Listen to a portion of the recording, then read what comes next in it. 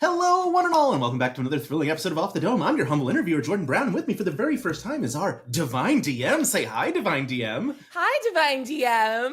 Oh, Aabria Iyengar. Oh my goodness. Thank you for joining me. Brown. I'm here because we have a TikTok blood feud.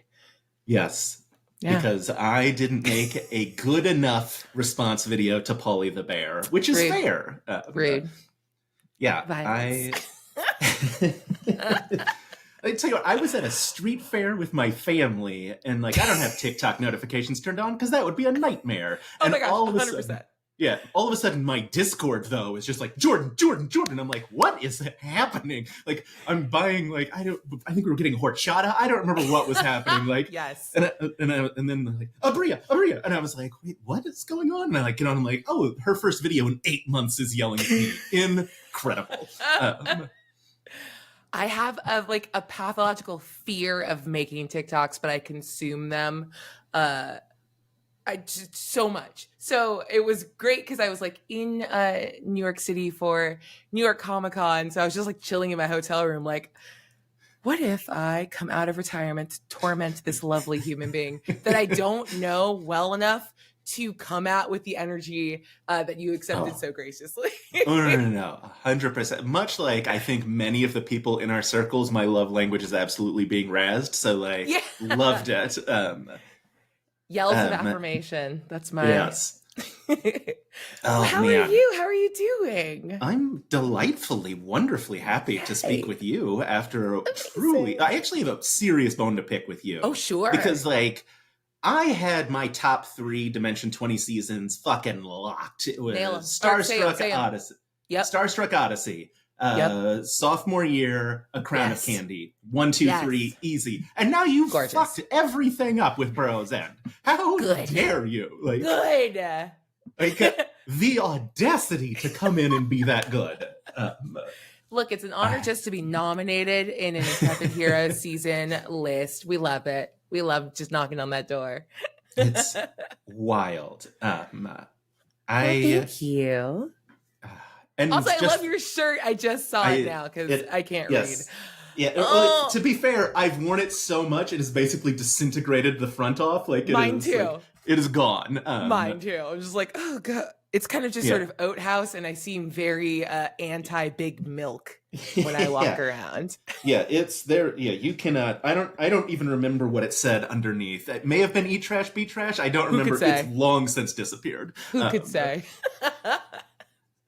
I have so many questions for you. Sure. I'm going to start with the silliest one. Yes. First guest GM of Critical Role.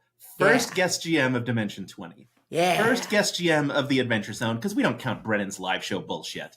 Nope. How pissed are you that Jasper beat you to the first guest GM on NatPod? I am furious, and if that man was not my legitimate biological blood brother, I would have snapped his neck and taken his power the last time he was out staying with me.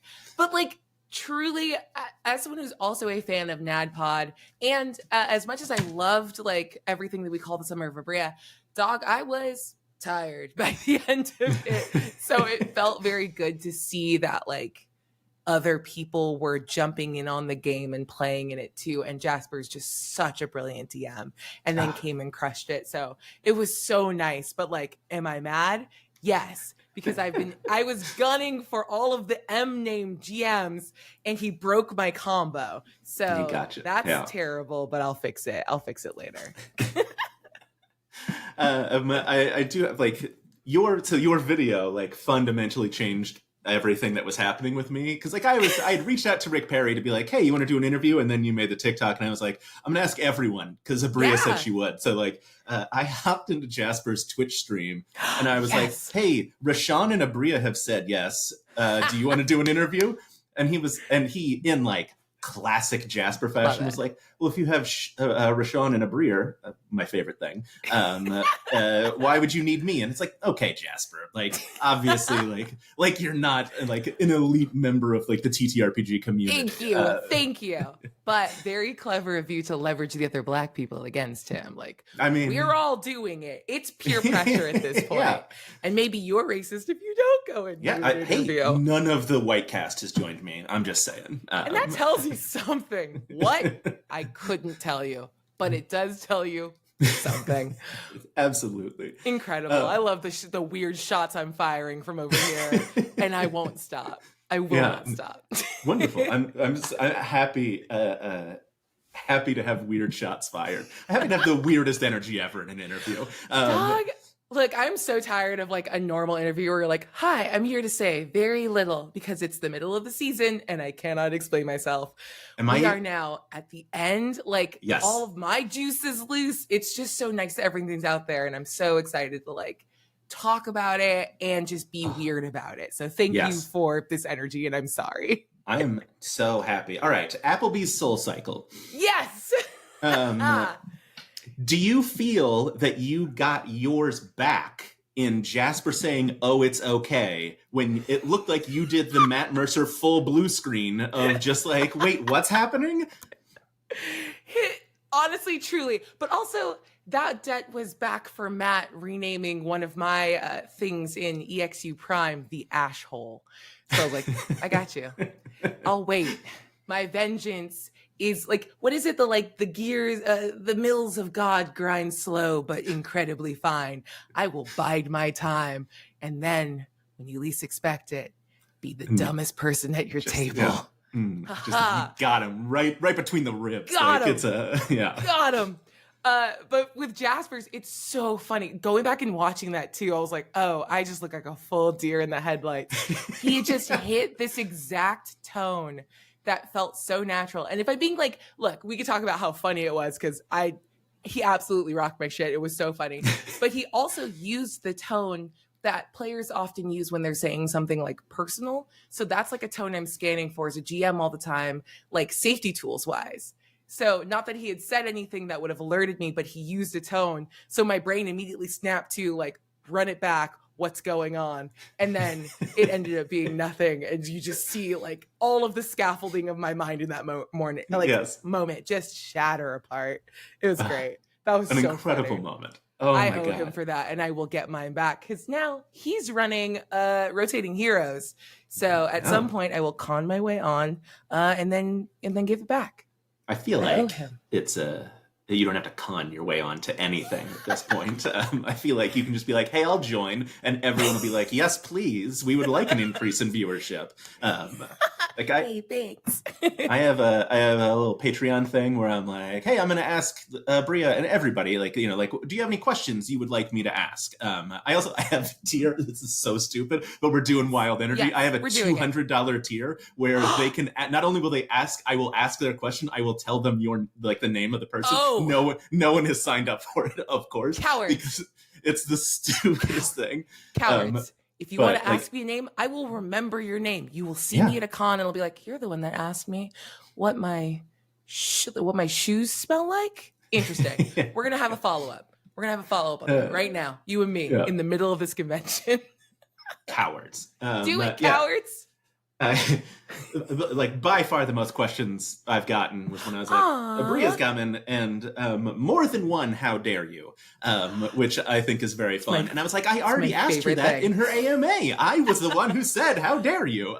I love seeing your name now and things because like I caught it in the AMA, which was super fun, but because like the way we were sort of like filtering questions in, and I'm like, I'm clearly not as fast a typer as Shabak, so he was like answering with like beautiful Schaefer essay, like MLA cited, and I was like, I don't know, bear seems cool in the equivalent amount of typing time, so it was stressful for a different reason. It was so cool seeing your name, and then even the IG takeover 2 days ago, I was like, oh, hey boy, hey. Yeah, I love seeing you pop up. Look, I'm on the like you. I'm very online. I gotta be less online. You keep doing it. I gotta go. Well, you know, part of that's solved for me. I'm still banned from Twitter a little bit. Yeah. But now Paid you're on vacation. Tumblr and you see everything. I've been on Tumblr. I'm just noisy about it now. So Yeah. I see everything, and y'all are nasty, and keep it up. Yeah. Keep it up. Rashawn felt the same way. She was like, I've seen what they put. I've seen some things. It was the discovery of real person fan fiction earlier this year that was like, oh no, I'm too online. Yeah. I'm going to go do Duolingo now. Yeah, Shout out that's to my fair. 140-day streak. How's Brennan's streak going? Oh my God. It's like a bill. Oh God. He might be even from knocking on Panama, huh? Even from. So that's crazy because he is lost in the jungle. And I thought this is going to be my opportunity to catch him. He has not dropped it yet. I don't know if this dude is stacking a godly amount of streak freezes or if he, in defiance of what he told us from a telegram we were sent a month ago, he has internet access and he simply doesn't want to be on our talkback. I don't know what it is. We'll figure it out. We're still looking for him. Also a coward. Also a coward. Yeah. He's a jungle coward. It's a different flavor. It's tangy. Speaking of Worlds Beyond Number, holy shit, what a triumph that thing is. Thank you. Next bone to pick with you. You are, I think, so like this house believes in Axford supremacy of like she is the greatest player of all time. You, however, I have never had someone like snap my neck with emotions faster than you can. Like everything is just like going fine, and then Suvi, or do we call her Sky now, or are we allowed to call her Suvi in the real world? We all heard her enough of her name. We can say Suvi. Okay, we've listened. Great. Yeah, but like Suvi, all of a sudden she's like my father, and I'm like, like how do you justify a butthole? You gotta get some trauma in there. It's like a little Twinkie. Oh. But yes, I love playing Suvi so much. It's so cool. And it's been really fun to play like a difficult character. Like her wants and her needs and her desires and her priorities they're not like cross purposes with the group, because we are a group of like capital T, capital F true friends. But knowing sort of where everyone else is coming from emotionally and how they feel about the world, being someone that's from the parts of the world that one would seek to change across a campaign, has been a really fun challenge. And it's been very fun to be just an absolute little nightmare. Yeah. It's so good. like I'm a big Suvi defender. You make it hard sometimes. Thank you. Can't be easy. Look, if I have to sit there and stress and sweat the whole time and like keep checking in with the group, like we're still good, right? Okay. Good luck. I'm about to make it worse. Yeah. If I have to feel that, you have to feel it. Brennan being like, God, what was like we're going to war to defend our liberty against foreign invaders. And I was like, I think the Citadel might be bad. Here's the thing, and me jumping on, like, this is just me doing the like first Stoats defense all over again. We have not seen the nature of like the Empire relative to other powers and factions within the world of Umora.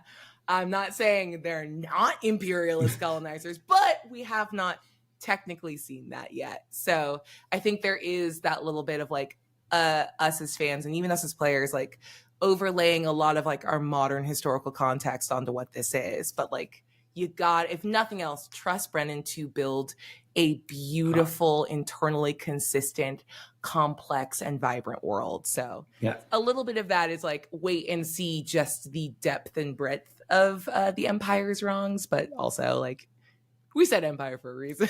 But I'm sure it's fine and Silver's fine. Yeah, I'm sure. Those 9th level spell living monstrosities, they're fine. It's fine. Those freaking Tamori. I was screaming about them when we like took a little bio break in the middle of that episode, and I was like, what are they? I want to go back and yell at them. I know I need to go back and like see what's going on with the group, but like what? God, have it's you just so have cool. You listened to it this week? Like the Taylor's voice inflection of those things? What absolutely terrifying. Like unreal. So good. Yeah. God. they're so creepy. Like, it was already like stressful in the moment, but then going back and hearing like the final cut, every time you hear like Taylor's like polish, that stank he puts on in the end, like, I'm normally quite good at going back and watching cuts and being like, okay, I'm just gonna watch this for like notes or like just whatever. You sort of watch it with that third person thing, because I also struggle with like staring at myself or listening to myself for long stretches of time. But Taylor's so good at what he does. I immediately become re-immersed in it, and out loud said the same thing as Suvi when the Tamore was like little smooch, and I was like, I like immediately got in my feelings again and was like, "That's something to say? I will counterspell you, motherfucker." What? Now, do I only have level 2 spells? Because I'm level 2. Yeah. But I will. I'll try. It's so roll funny. for that. Yeah, I'll roll for it. That's nothing. Brennan says that's nothing. Okay, interesting. I walk away.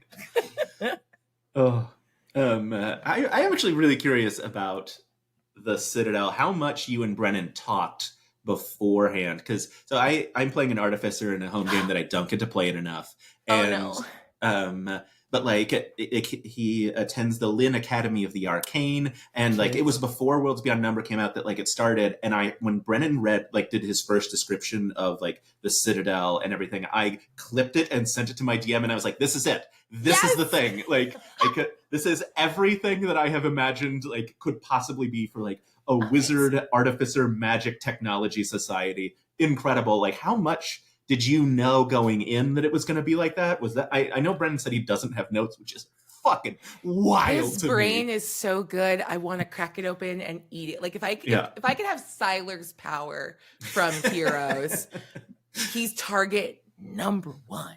Yeah. So like very early, like we had camps as we were spinning up what everything was going to be. And in the same way that like Brennan and Lou had long, interesting conversations about what the spirit world was going to be like, and what Lou would be building as a son of the Great Spirit, sort of way shadowed into this world. And Erica got a full custom class as a witch, and like, what do witches mean inside the world of Lumora? We had conversations, quite a few, about like, what does it feel like to be a wizard? What is it like? What is it?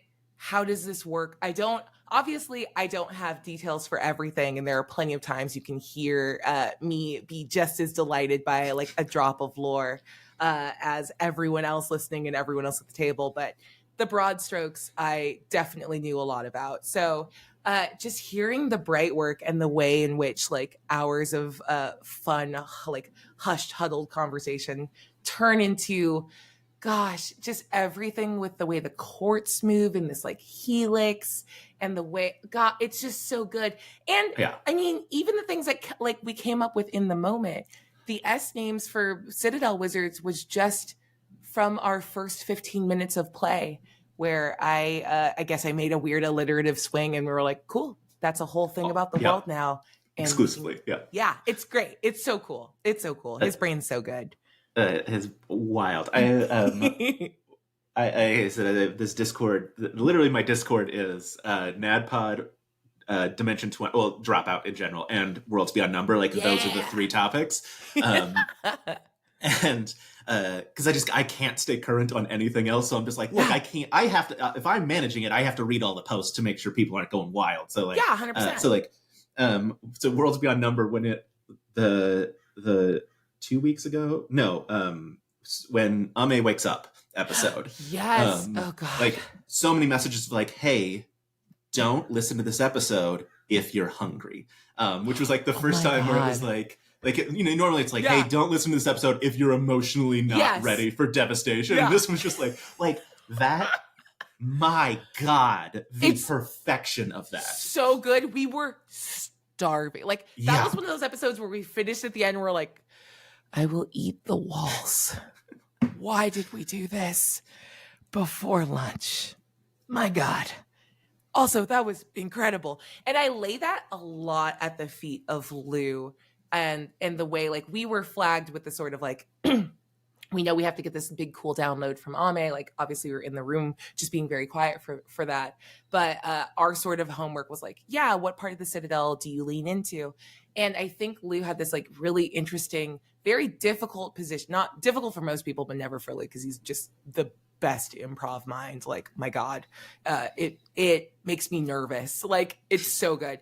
And in like knowing that Suvi would be like, yeah, she's going to fall back into her pattern and not actually be, between the two of us, the better sort of tour guide for the Citadel, having Lou really step up and go like, I think he leans into the food of it all. And God, it's just, everything was so descriptive and so beautiful and so quirky and so cool. And I want that big clamshell. So I think about it so much. Yeah. It's my white whale. Everything. Yeah. God. Everything was so good. Like, yeah. So good. I was so grateful for like the Discord to be like, make sure you, and I had like a snack prepared and was like, because I was listening to it, I was like, oh my God, this is like, truly the Ghibli, like the Studio Ghibli food of it all was just, it was on. So crazy. Perfection. I could talk to you forever about World Trade Number. I think it is truly so incredible. Thank you. We're talking about Lou. Yeah. How joyous in the moment is it when Lou is laughing so hard it sounds like he's going to die?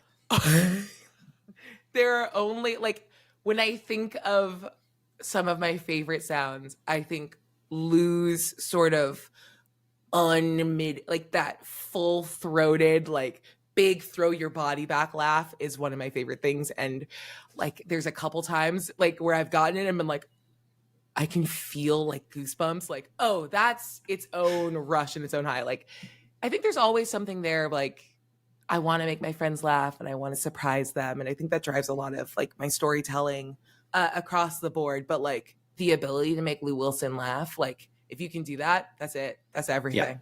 Yeah. It's so good. And it makes me just want to like scream and run around the room like I've seen magic.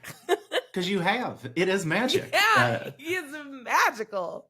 A County Affair, episode 2, I genuinely thought Lou might die. He was laughing so hard. And I was like, this is the best thing I've ever listened to. Like, yeah. Erica came out the gate with such a fun concept. Yes. And then just enough structure. And Brennan, I love him so much when he goes full like gremlin on a like system. Just him obliterating. He pulled the gun out of his cloaca. Like it just got so crazy so quickly. Oh God, that was such a dream. We keep bullying Erica in meetings to run more stuff. Yeah, absolutely. Tell them the people demand it. Like it's Brennan's in the talkback. Like, you tell me I've only got a character for 4 hours, it's gonna get weird. It's one of like my favorite like those talkbacks are so cursed. Like going back and listening to them like in a sober, normal, like cool, I'm just listening to it because we're releasing it the next day. This is a work edit.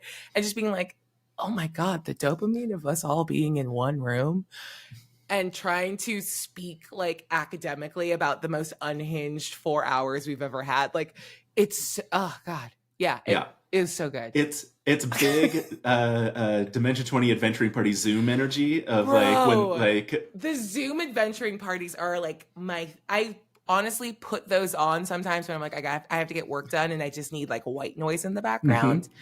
God, that group, I love them so much. They're crazy people.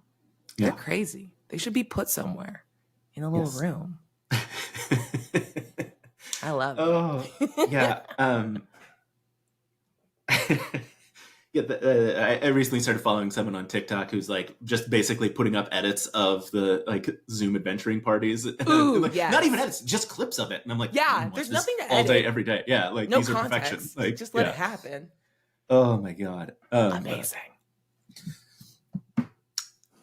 Big point. Only child. Yeah.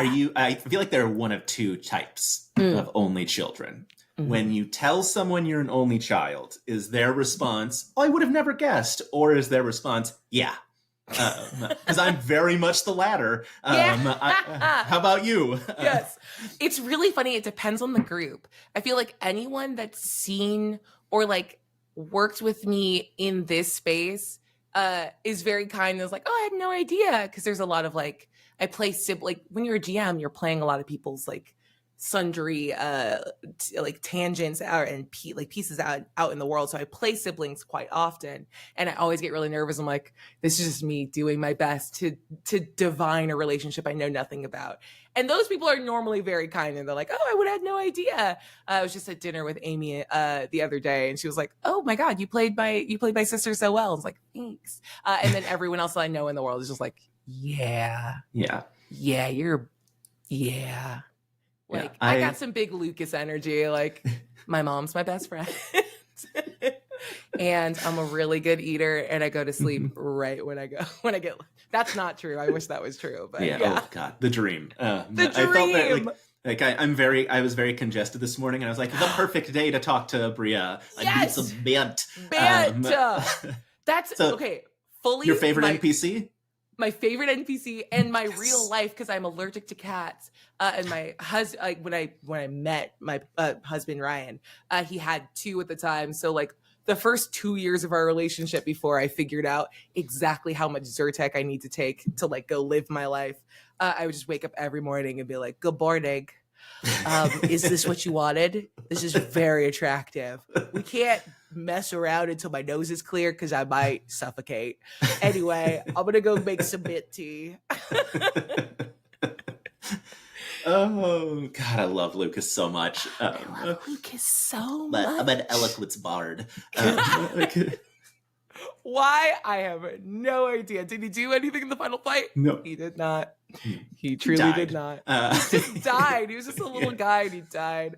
We didn't even build a mini for him because he was half of your NPCs are just people that you pull from moments that are called by your players. And the only like spare mini I had that I could have grabbed without getting up to grab like the 400,000 stoats the art department built for me was the little birthday one that was on my cupcake when I came in on the first day of filming. Aww. And I like wept over it and was like, cool, he's gonna like, I just used a little blue tack. I keep blue tack everywhere. Shout out to Brennan, who learned it from Matt, or other way. However that happened. Matt learned it from Brennan, learned it from Rick. Matt learned from Brennan from Rick, yes. Yeah. So I have blue tack everywhere. So he was just like wanged onto the back of the DM screen, and I was just like, I guess this is Lucas now, and it's his birthday. Worst birthday ever. He came out okay eventually. That's fine. He's traumatized. He remembers death. Yeah. So, on Only Children. Yes. Laren, Antiope, Suvi. What's it like making... So someone was like, she seems to really lean into, like, I have to be better than everyone else or people will die. And I was like, so you want me to ask her what it's like being an only child? Is that what you, like... Like, that feels very core to your character creation. Like, even when they've got siblings, it's, I have to be the best. I mean, yes, a lot of that is only child baggage. My parents were also Marines, so there was a lot of like, there's a level of like stricture around my upbringing. And I think sports instills a lot of that, like work harder, like there's tracks to success and you have to follow that. But it does also fall really hard into like being a Black queer woman in this space specifically, where you're like, if you're told, like if you were sort of raised understanding you have to work twice as hard, they will give you half as much credit. At the first sign of a reason to be dismissed, they will dismiss you. A lot of that like gets baked into the high achieving characters I play that are just constantly under that pressure.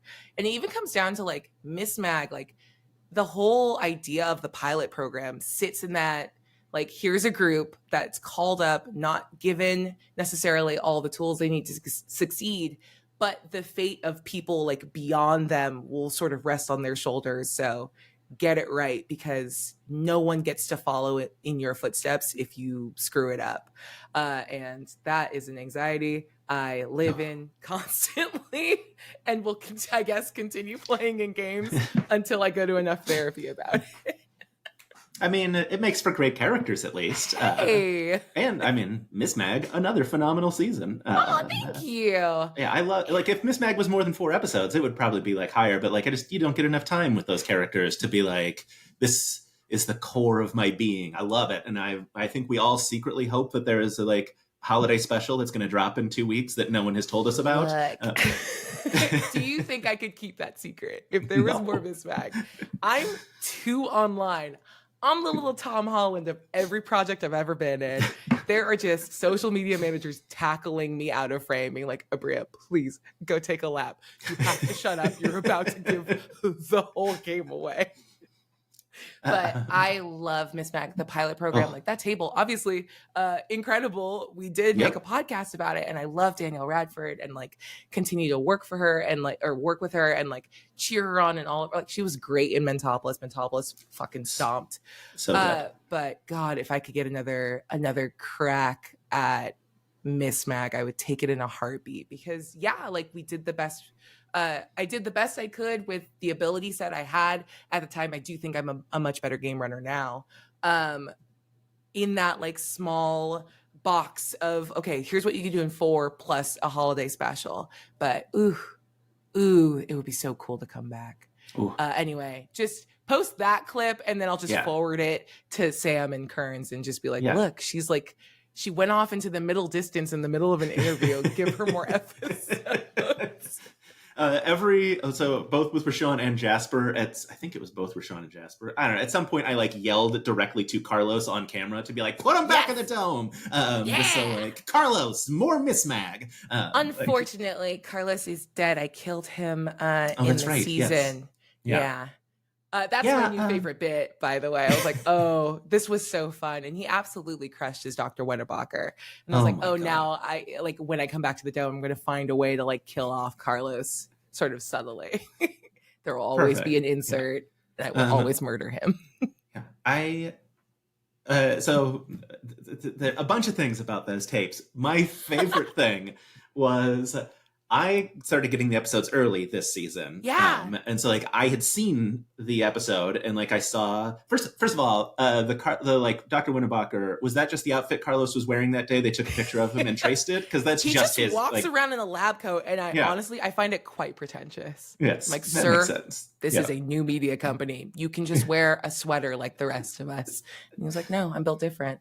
Yeah, and I respect that. He has very good fits. He does. Oh my God, I love simping for my friends in general. Like, why not be your friend's biggest fan? Like, that's great. But like, I send Carlos side texts when he posts good IGs, and I'm like, hey boy, hey, do not take this the wrong way. I'm so booed up and so monogamous, but like, damn. He's crushing it. I aspire to have like that strong an aesthetic. He's the best. He's the best. But getting the episode. No. Yeah. This is the energy we want. So I had watched the episode already, and so I knew. Like I heard Carlos's voice and was like, delightful. It's Carlos, and like I was like, I'm like 90% sure, and then like the art came up, and I was like 100% sure now. Yeah. And then you posted that there was a cameo in the episode. And telling people who it would be cheesy. And I got the reference, but nobody else did.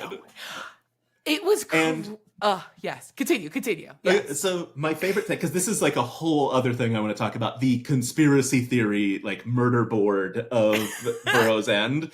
My favorite thing was people were fully convinced Zach Oyama, because Colin Provolone, was going to come join the table as Jeffrey, who was secretly alive in the last Bast. It was so wild to watch and know the truth, right?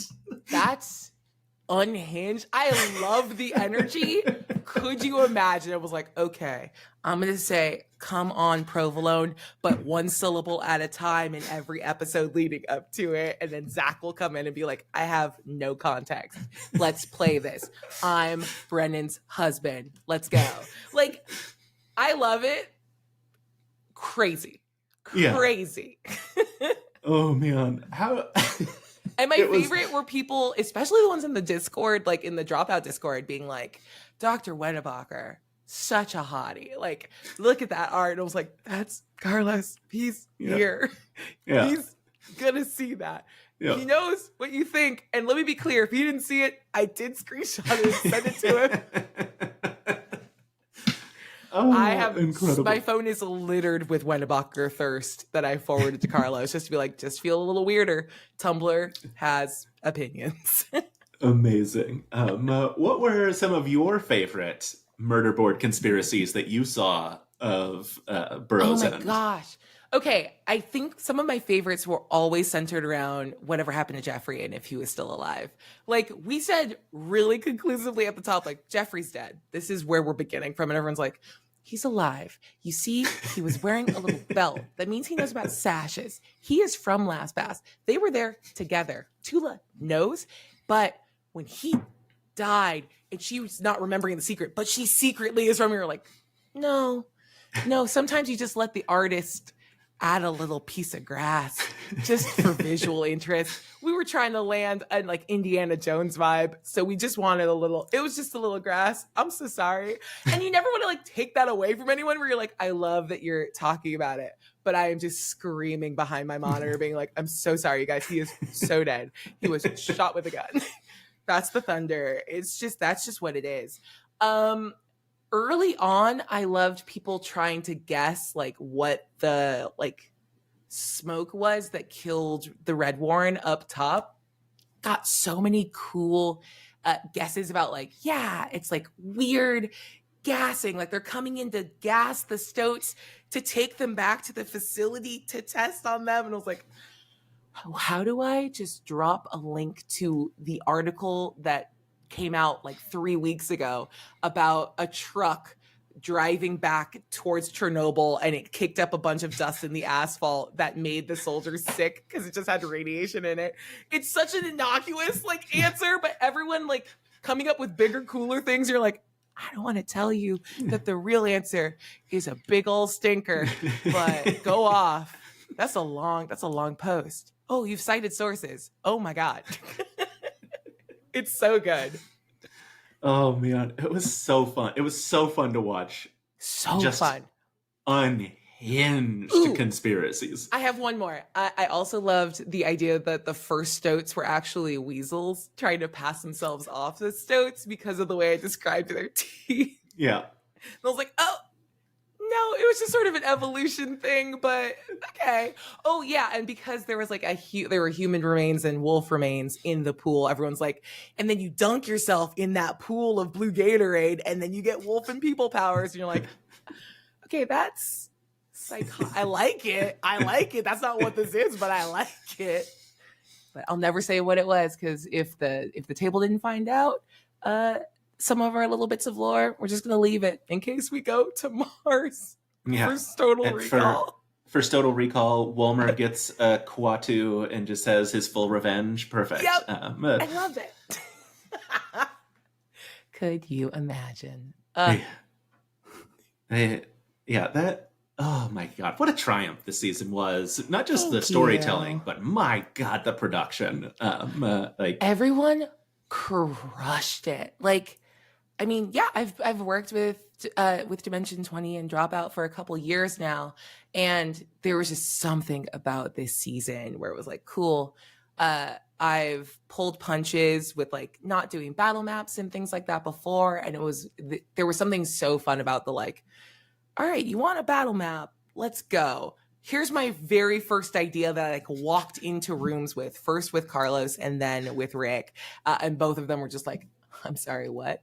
And you want that to be the first map? Like, yes, this is where we're starting from. Let's work as a group to like make sure all of these like land, and we're heightening because it was just everyone's so good at their job, and when you have that much support, like how can you do anything but your like level best to match the level of like artistry and like love and care and time that everyone's putting in. So I'm so proud of how it turned out, and it was so cool along the way.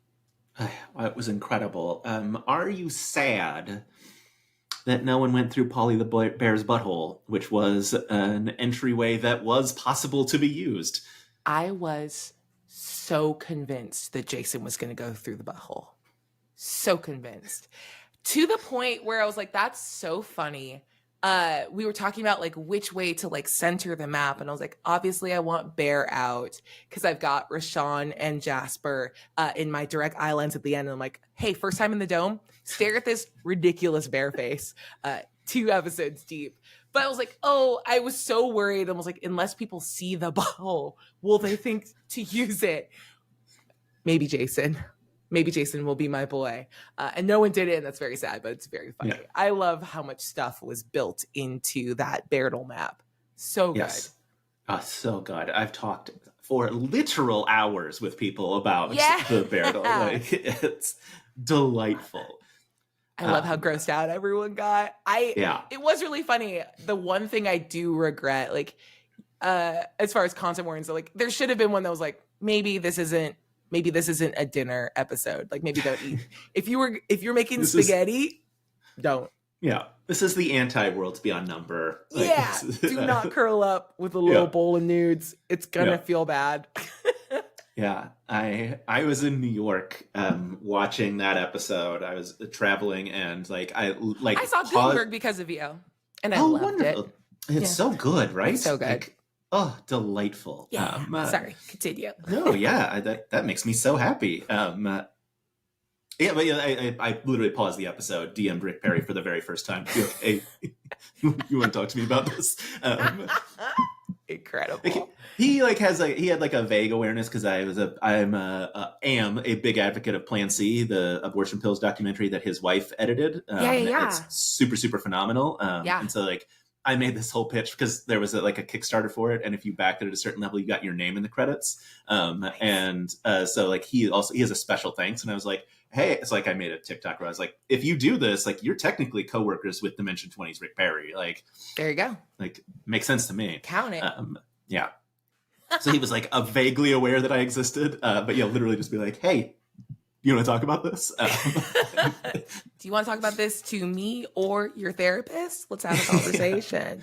Yeah. God, it was so cool. This was a very crunched shoot cycle. I'm sure other people have talked about it, but 4 days of hell, basically. It was wild.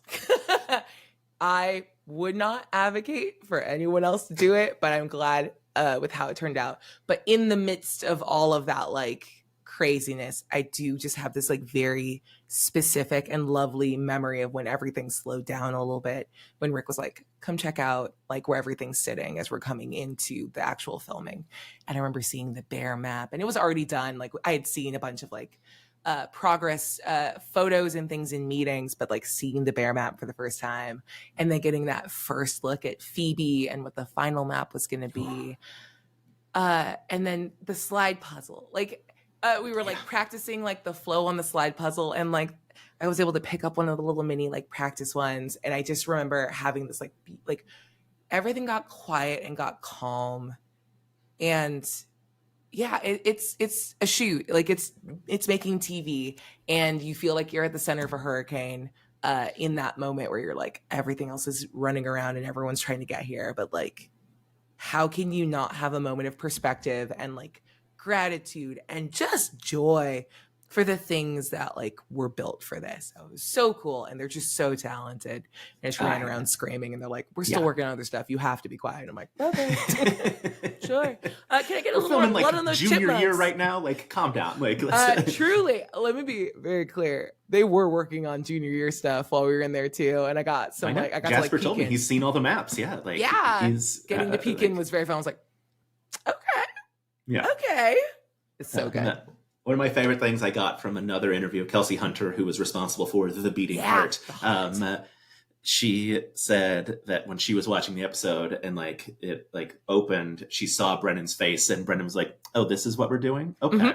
Mm-hmm. And she was like, "You never asked, Brennan." Let me be super clear. You don't cut to me. It's not cut to me in that moment because we took it out of the early edit, because I have the biggest shit-eating grin on my face. Yeah, but sounds like you should have asked more questions. Anyway, here's where the bar is now. They all fucking slap, and they like me more for the next week. So yeah, I do love the very fun sort of arms race there of what can you do? And Yeah. I got my couple of no's that I get every season, but if I get to come back, I will ask them again, like, all right, no full animation, and I can't cut a hole in the table yet. Got it. Yeah, I think you got a part of our blood feud is I said that you had not won the arms race, that you had set a new bar, and that is only because I believe you will come back to the dome and top yourself. Oh my God, I think that is why, like, because it's an arms race, it never ends, so like it just you will just continue to build, like, but yes, absolutely new bar set, like it is wild. Thank you. I mean, like, shout out to Brendan who has to do this, like, at a level of, like, just the frequency with which he creates whole worlds and whole scenarios. Like, could I keep up with that? God, not with a lot of, like not without, like, a bunch of training. I come in and do a little season once a year, and I'm like, great. We finished Burrow's End, and I was a slug in my living room for a month and a half. I was not useful as a human being. Like, great, I'm still recovering. If you need me, just please drop like food on my stomach. I will be playing Tears of the Kingdom until further notice. I mean, understandable. Like it was, yeah. I mean, it was an emotional ride. It was crazy, but they absolutely crushed it. Yeah. Speaking of emotional, though, Rashawn, goodness gracious, powerhouse performance. Unreal. How dare. Look, we all knew how good she was on all the other like dropout programming that was there. And then she came in here and went, it's fucking universal. Watch this. And just anytime she cried, I was just sitting there like, okay, I'm about to segue to a funny thing. So like, gotta lock it up. Oh boy. And then one of my, like, for it in the same way that like Jasper's, no thank you, like absolutely like rocked my shit. Rashawn's Hey Girl Hey changed the race of Dr. Steele. Yeah. How was supposed to be South Asian. Yeah, and then, how did the mini change so fast? Or maxi, whatever you call it.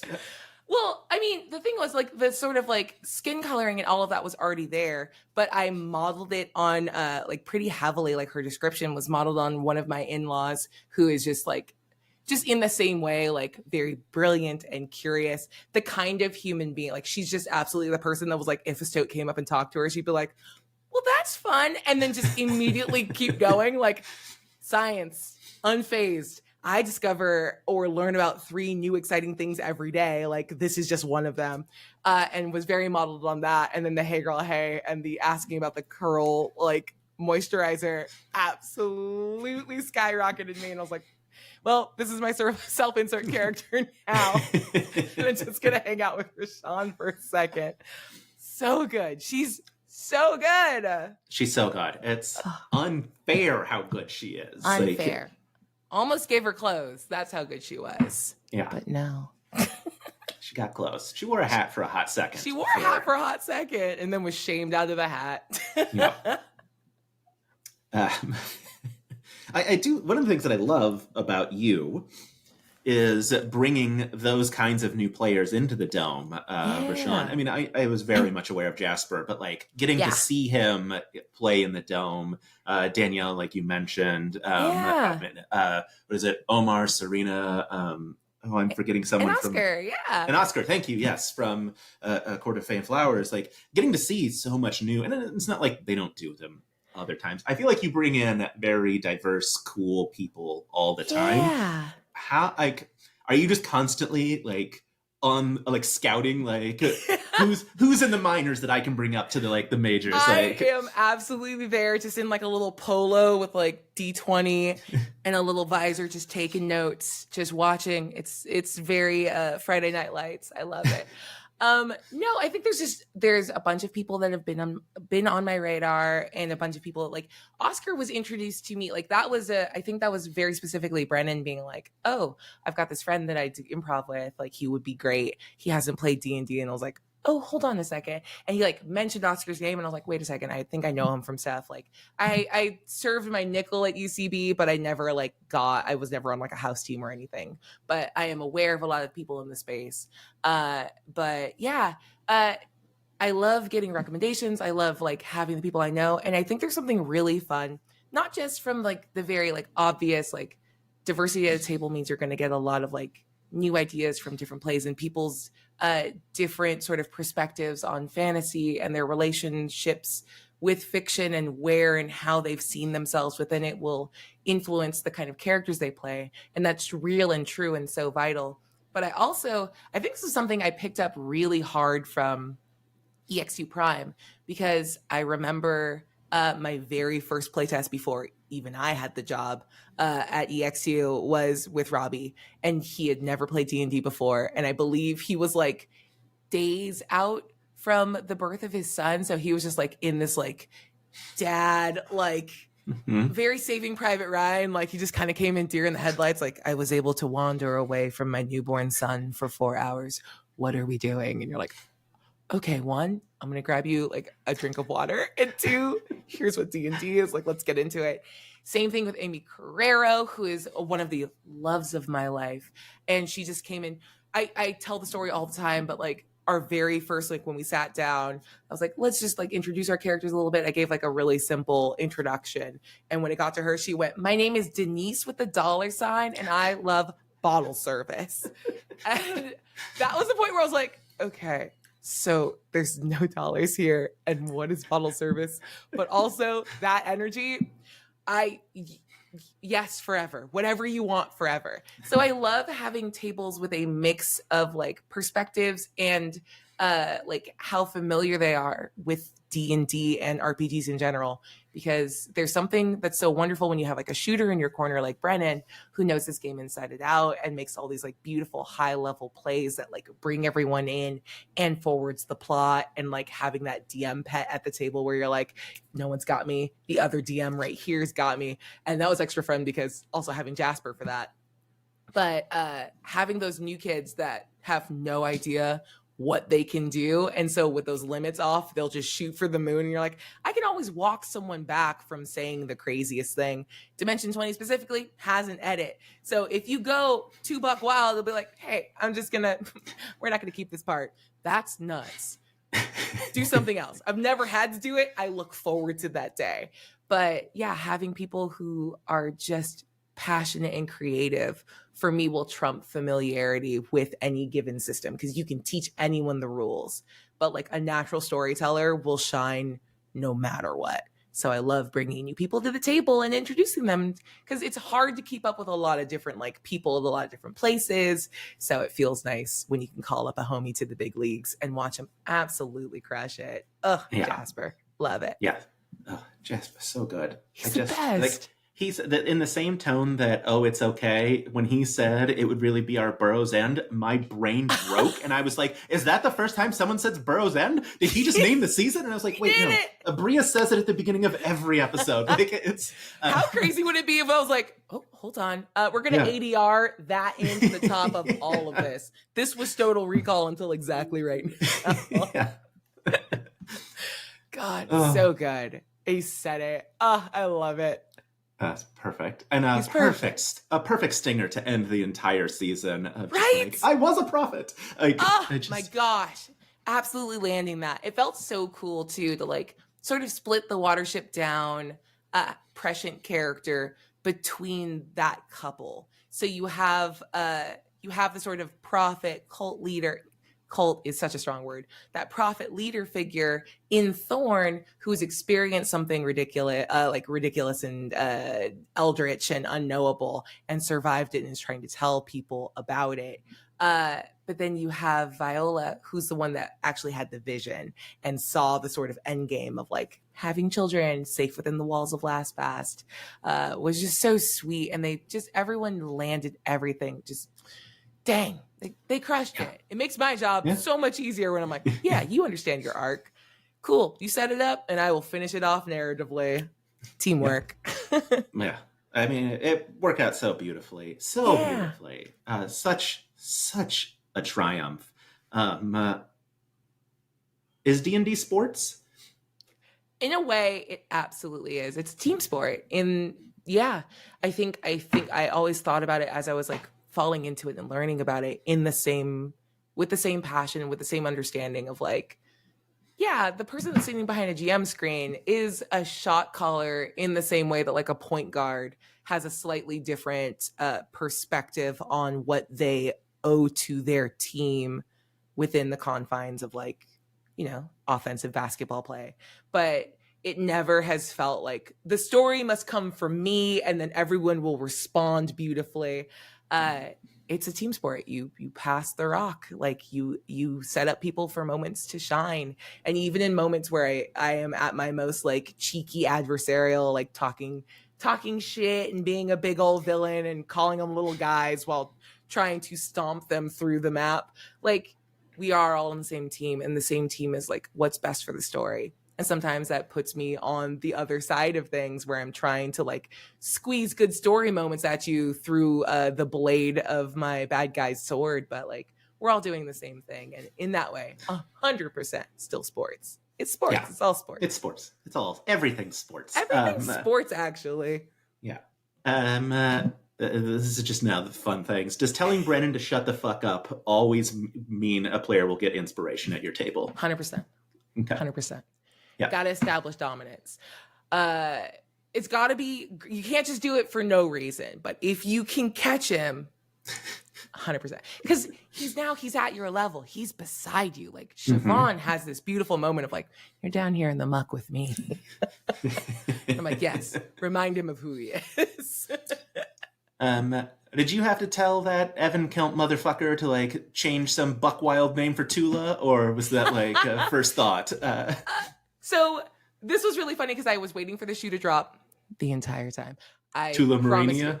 Yeah, I was like, cool, are you gonna do it? Like, yeah, I had that like in reserve because I'd had a couple like small rodent and like woodland creature specific diseases on standby. Like myxomatosis was like in there even from before Siobhan had mentioned it. So I saw that and I was like, are you going to do this in a second?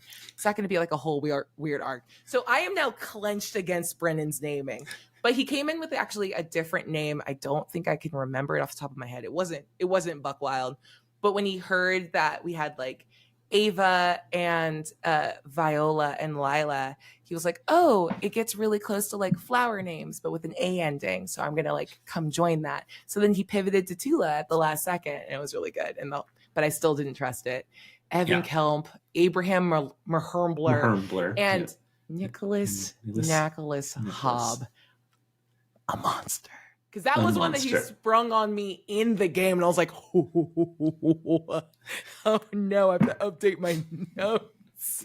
Yeah, I made a video at the trailer and I was like, I can't believe Brennan has a normal name. And months later, people came back to be like, how's that holding up? And I'm like, yeah, I've seen it. I know what it is now. Like, shut up. Yeah. God, so funny. Ridiculous. So now I'm nervous for the next thing because it'll come back with it. Because sorry, this is Cram Daniel erasure. Yes, yeah, every name. Yes, every name, every name. Yeah, just the wildest energy. The wildest. Oh my gosh. I know we are like over at this point. Look, between you and me, I can hang out for like 20 more minutes before I rock. Okay. Out. I get on tangents a lot, so you're good. Tula's song. How are you kidding me? Tears. Yeah. I ran in screaming. My husband was still in a work meeting, and I was like, pause the meeting. You have to hear this. He's like, will it hold? And I was like, not the point. Watch it now. I'm crying now, so you have to watch it now. Do the meeting later. The talent, like, man, talent is just, it feels so cool to have made anything that anyone resonated with enough for them to lend their art to it. I'll never get over how cool that is. Not ever. It's my favorite thing. I love all the fan art. I love songs. Like, it's the best. Yeah, I when I saw the first cut, I was like, holy shit. Like, this is incredible. And then now the like proper release, whatever you call Yeah. it, is like stunning. And she's a dice maker. Like what? Right? How could you be this talented? Did like, you see? She also made a really, really pretty thorn dice. Yeah. God, Yeah. I love them. If it weren't for the fact that I truly have too many dice and I only have 3 sets that roll consistently well for me, and obviously I'm not using them in Worlds Beyond Number. You can hear it every fucking week. I would be like, I just want to buy all of them. Please. I mean, I think by saying that, people would just send you dice. I don't think you have to buy them.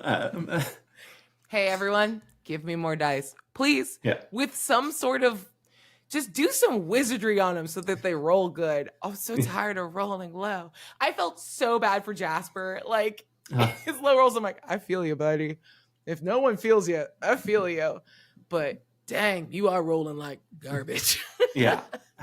One of the things that I loved is, and I talked to Jasper about this, is that he like leaned, like the first rolls when they were bad, he really leaned into that. 100%. Because of course he did. He's phenomenal. Yeah. And then like the nat 20 of like, I disappear in lightning and reappear, like so earned, and you're like, that's the cult leader. I get it. There you go. I think the story would have been meaningfully and interesting. It would have been different if Jasper had been running around with Thorn at his full like persuasive best. I think Last Bast would have felt different, and I definitely would have leaned more into the corruption arc of it all. Of like, you are very persuasive, and there are 20,000 people here that are happy to listen to you, and you've never seen a first stoat. You could lead them and like go about all of that in a different way. But I do love how much he leaned into the like, let the dice tell the story here. Like, you are operating at like diminished capacity because your focus is on this like incredibly tight family unit and trying to find your place in it and around it. But having those perfect like nat 20 moments where you remember who you are and work with the full sense of your kit, I think it just made for such a deep and beautiful character, because you know what Thorn is capable of. And then you cheer for him even harder as he fights against all of those like other instincts to be a good uncle and a good partner and a good in-law to his family. And it's just so lovely. It was beautiful, and he's brilliant for how he played it. Yeah, absolutely. I mean, you really get that, like the 25 to like persuade the world not to kill all stoats. Like, perfect. Like, so good. It felt very, very fun to pay that off at the end, to be like, yeah, I know this is going to be a little like it's a big jump in the scale of these epilogues, but like, you have to reward that character that's come this far and remember how good he actually is at this thing specifically, and let's pay it off immediately. And I'd had the like camera there as like a weird, there's so much weird stuff in the notes that like never came up, but like if they had gone to the tent, they would have seen a bunch of like equipment to like live show this like military taking back its facility from its enemies. And it was like, cool, if you want to learn how to use the camera, you can just be a little stoat on TV if you really wanna. So it was nice to be able to use that. Yeah, that's lovely. I also, one of the things that I loved about the finale is that final combat was so intense and horrifying, and poor Carlos. I DM'd him and I was like, hey, I don't like your mini. And, what are you talking about? He's a little kitty. Yeah. But it also, I mean, shout out Rashawn, happy birthday. Like the absolute destruction. Birthday. So like amazing. Made it so that it felt like no one was drained of like a slog of a combat. Yes. Which and then like the epilogue felt all the better because like they were full of energy still, and riding that like, I kicked a gun with a nat 20 high. I'm gonna win a fucking long jump in Los Angeles. Like, unreal. Exactly. Like, it's really funny. One of my favorite things in watching the finale is if you watch the difference in energy before and after the second reveal of the reactor that triggered the like recoup in their abilities. the energy in the dome was bad, y'all. I was winning and it was not pleasant. It was really funny. I was just like, ooh, we can all tell. I'm kind of kicking your teeth in. People are getting low. They're going to drop. Poor Brennan having to put his foot in into Jason's ass was so funny. Just, it was the most beautiful, like, dark wish of like, oh, you want a PvP? Do you really? Because I know how you build a paladin. Like, we've talked about busted builds, and I know that, like, once I gave you the opportunity to like respec your character, you went from an under-optimized paladin to one that could actually swing. So now you're going to do it on an intrepid hero who's playing your child. Good luck. Hey, Bren loves to attack Siobhan as parent to child. He was so somber. It was just so quiet. Like, does a 30 hit? That's one of my favorite moments. Yeah, so good. Also, shout out to Brennan for just like not like, I know he tried to pull his bullshit of like any stout, but once you were like, no, kill Jason, he was like, I'm gonna do it. Spiritual weapon, like smites, like he was gonna come in and attack Lucas first, and I was like, I'm gonna let you do it, and I want you to know that you're going to auto kill this kid that's only been nice to you. And I promise the narrative consequences for this will be worse than if you had attacked anyone at your table, because he's not a level 10 character. He's a level 5 bard. You're going to obliterate him. And then you get to like live with that at the end. So it was very cool to see Siobhan come and like intercept. And then, oh yeah, if Brendan had pulled any of his punches or forgot a bonus action, you know, I was going to sit there and be like, so what do you do with your bonus action? Yeah. You're going to cast it. What level are you casting it at? Oh, I know you still have level 3 slots. I know you have them. I know you do. Upcast it, buddy. Come on. So it was very cool that you like fully committed, and Erica fully committing to also trying to have a cheeky little edge case of attacking the ground. But I was like, well, joke's on you. That's my character's endgame. So I love that. But it was just so good. They're so good. And it wasn't a very long combat. I think it was maybe 2 rounds. Yeah. But just enough to like, you get it. Here's what sits at the heart of this story. Here's what the big bad really was up against. And like, you do it. You kick a gun and end the combat. What a beautiful note to have ended on. I love when like the mechanics lean in and you're like, oh, cool. Couldn't have planned it better myself. Like, you can't write that in a script. And then we get to the most unhinged epilogues ever. With Phoebe sitting dead center while we're having the epilogue. Like, don't move her. Just like she sits right there. Like, why did unhinged to be like, I solved global warming. Just like in the middle. There, like, wild. I was scream laughing, and I'm like, why didn't we move it? Why didn't we move it? We could have had the neutral board. But no, it was great. No. Oh, God. It was, I like, thinking back on this year, like, it was Never After. It was Ravening War. It was Drag Queens. It was Mentopolis. But when I think about this year, I'm going to think about Burrow's End first. And, that is so impressive, especially because like I feel like you saw Never After and you're like, horror season, bet, like you like just like a little bit. I mean, Meat Wolf, my God, what a mini, like, it's love Meat Wolf. I truly am. I'm actually like pretty gutted that I didn't go through more of Meat Wolf's kit.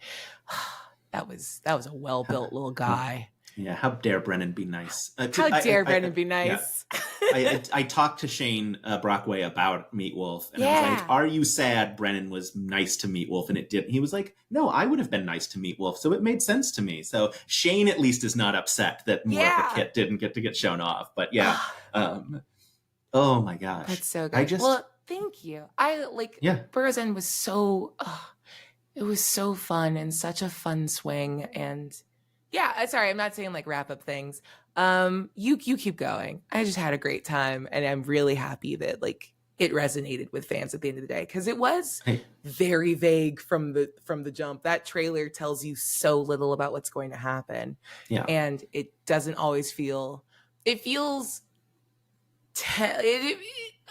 it is very nerve-wracking to come in with big, like, I think you just have to trust me and the story we're going to tell, and trust this table, and trust like this channel to do something that is worth watching, but we're not going to tell you much about it. Because, like, yeah, there are horror elements in it, but it's not a horror season like trying to come for Never After's throat. Like, it's doing a bunch of other things and moving through genres, and like the body horror is a part of it, but like the horror isn't the core of it. The politics aren't the core of it. The family is the core of it, Yeah. but yeah, it was a big swing, and I think now here in December, I'm happy to like say like I think we knocked it out of the park. Absolutely, 100%. The thing, I think, because the family was the core of it, is what made that epilogue so satisfying. Yeah. Of like, we returned to that core of like the family. Was just, it was beautiful. It was. I mean, a damn near perfect season. Like, I can't like. You. I don't want to say perfect because I'm sure someone will like yell at me of like, oh, what sure, about? yeah. Because hey, I'll my take God. It. For something that Matt and Brennan would never have to fucking deal with, I'll tell you that much. Look, we know it, yeah, but I'll always take it in the way that this is always sports. Like, you can pitch a perfect game, but there's always ways to improve. Like, you can always get better and be better, and I will once I am over the like euphoria of like, oh, people like it, that's great. Go back through and figure out how to like get to those good moments faster, and like land the themes, and like do more with all of the pieces that you have in play. Like, there are still so many ways in which I want to grow as a storyteller. Like, NPCs can't be like Brennan and Matt's NPC work is unreal. Like, everyone feels like a different character every time. Fun note, they do put occasionally under me in my little lower third which NPC I am, because I will drop out of whatever affectation at some point and be like, oh, I'm just talking in my voice. Dang it. This one's Teetles. Don't worry about it. Keep going. So of course there's room to grow. And I never like take it any kind of weird way about that. And it's just nice that like, even as I grow and hone my craft, it's nice to be supported by like fans and the people I work with and the people I work for the whole time. So can't ask for more. I hope you have felt the love from the fan community for this 100%. incredible season. Well, I mean, like, it's amazing. Like, from like I said, production levels, storytelling, like just beats landed, or just it was stunning. It was stunning. That means everything. I'm very happy. Percy Jackson. Did you have any idea what the fuck was going to happen with that whole nightmare? So that was like, I think Carlos and I were like on the phone being like, what the fuck? How'd they get that? They're going to be so mad. It couldn't be less Percy Jackson. Should we put that on the list? Should I come back and run a Percy Jackson thing? I don't know. I know stuff about gods. There's Zeus, the wet one. Someone's got a wife. She seems mad. Yeah. So coming 2025, Percy Jackson. Here you go, fuckers. Is this what you wanted? I'm gonna ruin your favorite thing. Oh man, it was so wonderful, because like I was like, I think you all are looking past the blue and the tree, and you're just focusing on the lightning bolt. And ooh, did Percy Jackson fans come for me? And they're like, Jordan, blue is very important. They got so mad. So mad. And I googled like Percy Jackson blue, and there's like a whole wiki fan page that's like, here's all the important times that blue exists. And I was like, all right, touche. I see how you got there. Do you think that's like, ooh, an IP swing would be so funny? Yeah. So we're in the middle of a strike. We're pairing up with Disney to be like, we're going to promote your new content. Yeah. Currently standing outside of Disney going like, please pay us normal. But for sure, we'll gas up your IP. I'm sure Rick is a lovely person. I heard Rick Riordan plays D&D. Yeah. I don't know if the fans just said that because they were trying to justify it, but I don't know, man. Yeah, Hey, Rick Riordan, if you see this TikTok, hit me up. I'll run Percy Jackson. I'll run it so damn good. I'll read those books Amazing. today. Yeah. It was this thing where I was like, Aabria and I are pretty close in age. I don't think she's read the books. Not at all, man. Yeah. Not even a little bit. I'm old as shit. Like, could you imagine? Yeah. No. Oh man! And then Jasper retweeting the Percy Jackson trailer with blue lightning through. Oh my god! Like the level of troll in the club was so good. And I assume you know that like he was sitting across the table from Zach, who then responded with like the eyes emoji. Like they were going back and forth at the table. Like incredible. Like it was great. When was that? That was, I think the day that happened. Like Jasper was in town in early October and staying at my house. So there was a lot of like us screaming about stuff before everything premiered too. So it was very, very fun. So good. Okay. All right, I know you have to go. Yeah. This was incredible. This was so wonderful. I like talking to your whole face and not just yelling at you on a social media app. Thank you. I'm such a huge fan of yours. I can't believe this has happened. This is delightful. Same. Incredible. And hey, I'm going to go tell the white people it's safe to talk to you.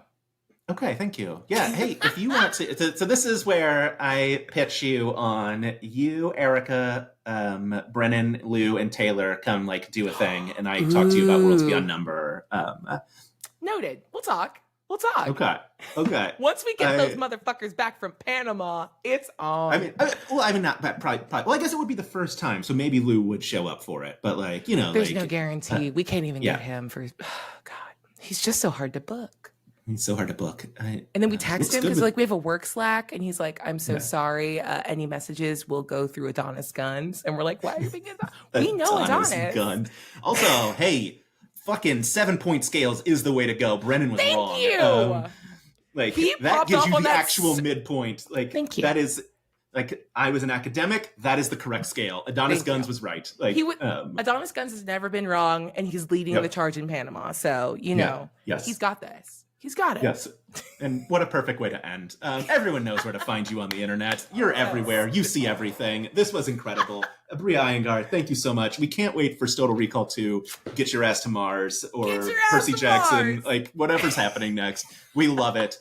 Someday I'm going to watch Candela Obscura and ask you questions about it, because I'm sure it's great, but I have a 2-year-old and I'm 40 years old and I can't do anything. So like, gosh, a little cutie. Yeah. Amazing. All right. This is incredible. Thank you. Have a wonderful day. You're the best.